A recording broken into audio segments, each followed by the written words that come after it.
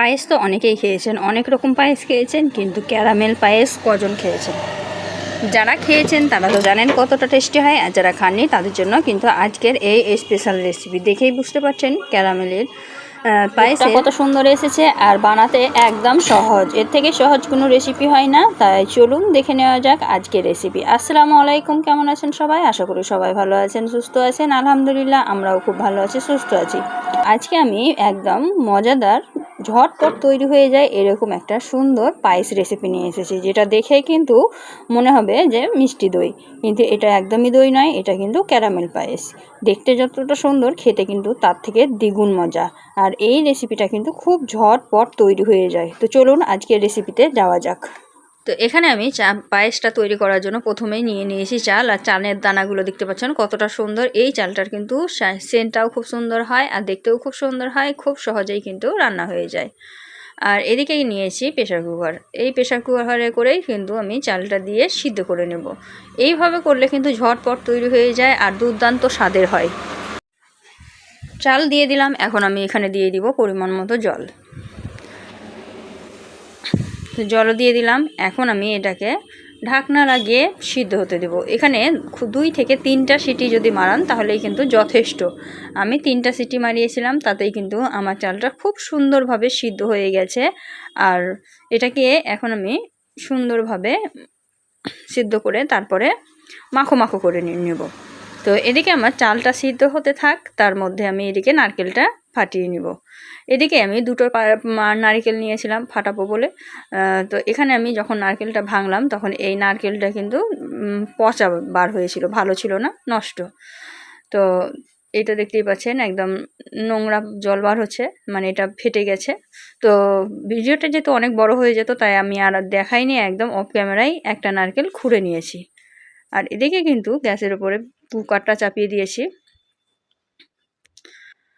যেটা দেখতেই পাচ্ছেন কুকারটা চাপিয়ে দিয়েছি, আর অফ ক্যামেরায় কিন্তু আমি নারকেলটাও খুঁড়িয়ে রেডি করে নিয়েছি। নারকেল আর বাদাম দিয়ে পায়েস রান্না করলে কিন্তু খেতে দুর্দান্ত লাগে। অনেকেই কিন্তু খায় না, কিন্তু আমার কাছে খুব ভালো লাগে। আপনারাও কিন্তু ওইভাবে তৈরি করে দেখতে পারেন, দুর্দান্ত হয়। তো এই তো দেখতেই পাচ্ছেন আমি এখানে 2টো সিটি লাগিয়ে নিয়েছি, তারপর এটাকে বন্ধ করে সাইডে রেখে দিয়েছি। আর এইখানে আমি এখন দিব চিনিটার ক্যারামেল তৈরি করতে। তো তার জন্য যেটাতে পায়েস তৈরি করব সেই পাত্রটাই দিয়ে দিলাম। এখন আমি এটাতেই ক্যারামেলটা তৈরি করে নেব। ক্যারামেল তৈরি করার জন্য আমি অর্ধেক পরিমাণের চিনি দেব, আর অর্ধেক পরিমাণ কিন্তু পরে দেব। তো দেখতেই পাচ্ছেন এখানে কিন্তু আমি 2 থেকে 3 চামচ পরিমাণ মতো দিয়ে দিয়েছি চিনি। যেহেতু পাত্রটা গরম হয়ে গেছিলো, তার জন্য কিন্তু দিতেই দেখতে পাচ্ছেন সাইডে মানে ক্যারামেলটা একটু কালো কালো হয়ে গেছে। আমি কিন্তু আঁচটা কম করে দিয়েছি। এখন হালকা আঁচে ক্যারামেলটা সুন্দরভাবে করে নিতে হবে। এভাবে ক্যারামেলটা করলে সুন্দর একটা কালার আসবে, ফ্লেভারটাও খুব সুন্দর আসবে, আর কালারটাও খুব সুন্দর আসবে। আর খুব আঁচে করবেন না, তা না হলে কিন্তু পুড়ে যাবে, তখন কিন্তু তিতা লাগবে, খেতে কিন্তু একদমই ভালো লাগবে না। তো এখন আমি এটাকে সুন্দরভাবে ক্যারামেল তৈরি করব, তারপরেই কিন্তু এর মধ্যে দুধটা অ্যাড করব। তার আগে কিন্তু ভালোভাবে ক্যারামেলটা তৈরি করতে নিতে হবে। অনেকেই কিন্তু ক্যারামেল তৈরি করতে পারে, আবার অনেকেই পারে না। তো যারা ক্যারামেল তৈরি করতে পারো না, তারা এটা দেখে কিন্তু শিখে নিতে পারো। হালকা আছে কীভাবে, দেখো ধারে ধারে কত সুন্দর ক্যারামেল তৈরি হচ্ছে। এখানে কিন্তু জলের কোনো প্রয়োজন নাই। হালকা হাতে নাড়াচাড়া করে দিয়ে ক্যারামেলটা তৈরি করে নিতে হবে। তা আমি কিন্তু কিছুক্ষণ অফ ক্যামেরায় নাড়াচাড়া করে ক্যারামেলটা তৈরি করে নিয়েছি। এই তো দেখতে পাচ্ছেন একটু একটু গোটা গোটা আসে। আমি আর একটু গলিয়ে নেব। চিনিটা সুন্দরভাবে গলিয়ে নিতে হবে, তাহলে কিন্তু সম্পূর্ণ ক্যারামেলটা খুব সুন্দরভাবে হয়ে যাবে। তো দেখুন কত সুন্দর আমার ক্যারামেলটা তৈরি হয়ে গেল। একটু একটু দানা ভাব আছে, এটা থাকলেও সমস্যা নাই, কারণ ক্যারামেলের কালারটা কিন্তু অনেক সুন্দর হয়েছে। এতেই কিন্তু পায়েসের কালারটাও খুব সুন্দর হয়ে যাবে। তাই আপনি চাইলে সম্পূর্ণ চিনিটাও গলিয়ে নিতে পারেন, আবার এইভাবেও কিন্তু পায়েসটা তৈরি করে নিতে পারেন। তো দেখুন কত সুন্দর ক্যারামেলের কালারটা এসেছে, দুর্দান্ত একটা কালার চলে এসেছে। এখন কিন্তু আমি এর মধ্যে অ্যাড করে দেবো দুধ। দুধটা কিন্তু আমি আগে থেকে জাল করে কমিয়ে রেখেছি, মরিয়ে রেখেছি, একদম ঘন গাঢ় দুধ। ওই দুধটা দিয়েই কিন্তু আমি পায়েসটা তৈরি করব, তাহলে কিন্তু খেতে খুব সুন্দর লাগবে। পায়েসে যত বেশি দুধ দেবেন তত খেতে বেশি টেস্টি হবে। তো দেখে নিলেন ক্যারামেলটা আমি কিভাবে তৈরি করলাম। ক্যারামেলটা আমি বেশি স্পিড বাড়াইনি, কেন? কারণ হচ্ছে অনেকেই কিন্তু ক্যারামেল তৈরি করতে পারে না, তার জন্য কিন্তু দেখানোর জন্য। আর এই তো দেখতে পাচ্ছেন দুধের কালারটা দেখুন কত সুন্দর, একদম সর মরে আছে, এই সর সহ দিয়ে দিব। আর ক্যারামেলে দেওয়ার পরে পরে কিন্তু এটাকে ফুটবে, তো বেশি ভয় করবেন না আর টেনশন নাই। শক্ত হয়ে যাবে ক্যারামেলটা, এটা যেমন যেমন গরম হবে দুধটা তেমন তেমন কিন্তু দুধের সাথে ক্যারামেলটা মিশে যাবে। তো দেখতেই পেলেন দুধটা ছিট ছিল, তো ছিটে পড়ে গেছে একটু, তাই পরিষ্কার করে নিলাম। আর এইদিকে কিন্তু ক্যারামেলটা দেখুন কীরকমভাবে খুন্তিটা চিপটে ধরে গেছে। তো এটাকে কিন্তু অনবরত একটু নাড়াচাড়া করে গরম করে মিক্সড করে নিতে হবে। তো এটা মিক্সড হতে থাক, আমি এখন প্রেসারের ঢাকনাটা খুলবো।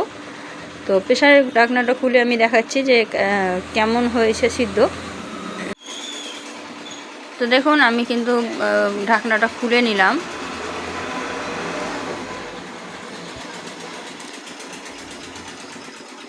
খুলে নিয়েছি, আর দেখুন কত সুন্দরভাবে সিদ্ধ হয়ে গেছে। এখন চামচে করে কিন্তু আমি একটু নাড়াচাড়া করে মিক্সড করে নেব, এতে করে কিন্তু পায়েসটা খুব সুন্দর হবে। বেশি চাল চাল দানা দানা হবে না, একদম মাখো মাখো হবে। আমাকে কিন্তু মাখো মাখো পায়েস খেতে খুবই ভালো লাগে। তো চামচে করে আমি কিন্তু নাড়াচাড়া করে অফ ক্যামেরায় মাখো মাখো করে নিয়েছি। আর এদিকে দেখুন ক্যারামেলটা গলে দুধের সাথে মিক্সড হয়ে গেছে, আর কালারটা দেখুন একদম চেঞ্জ হয়ে গেছে। তা এরকমটাই আমার দরকার ছিল। এখন আমি এর মধ্যে কিন্তু পায়েসের চালটা দিয়ে দিব, দিয়ে অনবরত নাড়াচাড়া করে মিক্সড করে নেব। তো দেখতেই পাচ্ছ আমি অল্প অল্প করে চামচের সাহায্যে মিশিয়ে দিচ্ছি।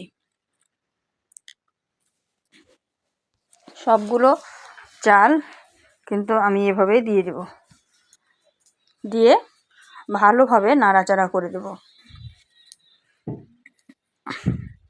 সেখানে কিন্তু ভালোভাবে তাড়াতাড়ি নাড়াচাড়া করে দিতে হবে, তা না হলে কিন্তু দলা পাকিয়ে যাবে, তখনও কিন্তু খেতে ভালো লাগবে না। তো দেখতেই পাচ্ছ আমি কিন্তু ভালোভাবে নাড়াচাড়া করে মিক্সড করে নিচ্ছি।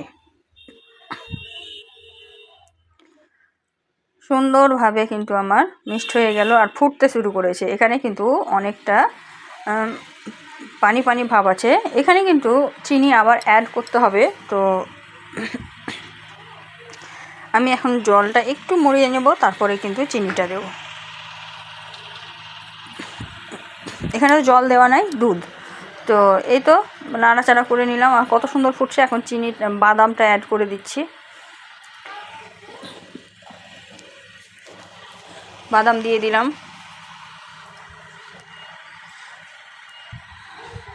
তো বাদাম দেওয়া হয়ে গেছে, এখন আমি এর মধ্যে নারকেলটা দিয়ে দিব।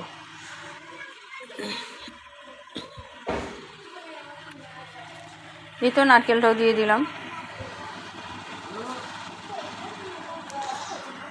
তো আমি সামান্য একটু নারকেল রেখে দিয়েছি উপরে সুন্দর করে ডেকোরেশন করার জন্য, আর বাকি নারকেলটা দিয়ে দিয়েছি পায়েসের মধ্যে। দেখুন জল মানে দুধটা কতটা শুকিয়ে গেছে। আর এখন আমি দুটো এলাচ দিয়ে দিলাম সুন্দর একটা ফ্লেভার আসার জন্য। যেহেতু দুধ অনেকটা শুকিয়ে গেছে, পায়েসটা ঘন হয়ে এসছে, এখন কিন্তু আমি এর মধ্যে দিয়ে দিব তেজপাতা দিয়ে দিলাম। আর সব কিছু দেওয়া আমার কমপ্লিট হয়ে গেছে, এখন আমি দিয়ে দিব চিনি। কারণ ক্যারামেলে কিন্তু সম্পূর্ণ মিষ্টিটা হবে না, অল্প পরিমাণে চিনি দেওয়া হয়েছিল, তাই আর একটু পরিমাণে চিনি আমি দিয়ে দিব। আর এখানে কিন্তু খুব বেশি চিনি আমি ব্যবহার করব না, হালকা মিষ্টি মিষ্টি রাখবো, যেহেতু চিনি কিন্তু আমাদের শরীরে খুবই ক্ষতি করে। তাই চিনি যত কম করা যায় ততই ভালো, কিন্তু মাঝে মধ্যে মিষ্টি না খেলেও চলে না, তাই মাঝে মধ্যে চিনি খেতেই হয়। তো দেখতেই পাচ্ছেন সুন্দরভাবে ফুটে গেছে, আর অনেকটা গাঢ় হয়ে গেছে। এখন আমি চিনি দিয়ে দিচ্ছি, তো আমি অল্প পরিমাণে চিনি দেবো, তাই হাতে হাতে দিয়ে দিলাম।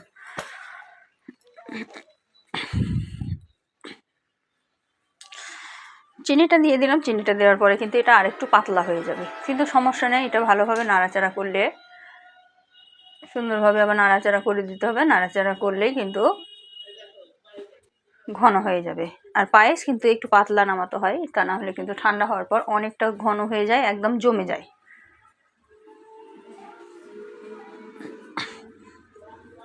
তো দেখতেই পাচ্ছেন চিনিটা দেওয়ার পরে কিন্তু একটু পাতলা হয়ে গেল।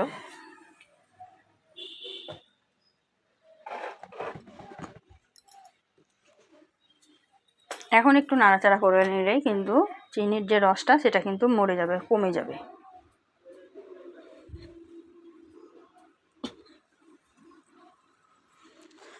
পায়েসটা দেখুন একদম সুন্দরভাবে হয়ে গেছে, গাঢ় গাঢ় হয়ে গেছে। এর থেকে বেশি জল মরাবো না, তা না হলে কিন্তু আবার খুব শক্ত হয়ে যাবে, তখন কিন্তু খেতে অত ভালো লাগবে না। তাই অবশ্যই এরকমই নামিয়ে নেবেন। তো আমি নামিয়ে নিলাম। এখন আমি এটাকে একটা বাটির মধ্যে ট্রান্সফার করব। তো তার জন্য একটা পাত্র আমি নিয়ে নিয়েছি। এই পাত্রের মধ্যে আমি পায়েসটা দিয়ে দিলাম। দেখুন, দেখতেই পাচ্ছেন কতটা ঘন হয়ে গেছে। এটা ঠান্ডা হওয়ার পর একদম পুরো জমে যাবে, খেতেও কিন্তু খুব সুন্দর লাগে। আর ওপরে আমি কিছুটা বাদাম আর কিছুটা নারকেল ছড়িয়ে দিলাম। তো আজকের ভিডিওটা কেমন লাগলো একটু কমেন্টে জানাবেন। আর যদি ভালো লেগে থাকে অবশ্যই লাইক, শেয়ার, কমেন্ট করে দিবেন। আর এই ধরনেরই আরও নিত্য নতুন রেসিপি দেখার জন্য আমার চ্যানেলটিকে সাবস্ক্রাইব করে দেবেন। পাশে থাকা বেল আইকনটিকেও প্রেস করে দেবেন, তাতে করে আমার নিত্য নতুন রেসিপির নোটিফিকেশানগুলো সবার আগে আপনার কাছে পৌঁছে যাবে। তো আজকের ভিডিওটা এ থেকে আর বেশি বড় করব না। রেসিপিটা কিন্তু খুব সুন্দর হয়েছিল। একবার হলেও তৈরি করে খাবেন, খেয়ে দেখবেন। যদি ভালো লেগে থাকে তাহলেই আমাকে কিন্তু একটু কমেন্টে জানাবেন, সুন্দর একটা কমেন্ট করে। তো আজকে বিদায় নিচ্ছি। দেখা হবে এই ধরনেরই আরও নিত্য নতুন রেসিপি নিয়ে পরবর্তী ভিডিওতে। সবাই ভালো থাকবেন, সুস্থ থাকবেন। খোদা হাফিজ।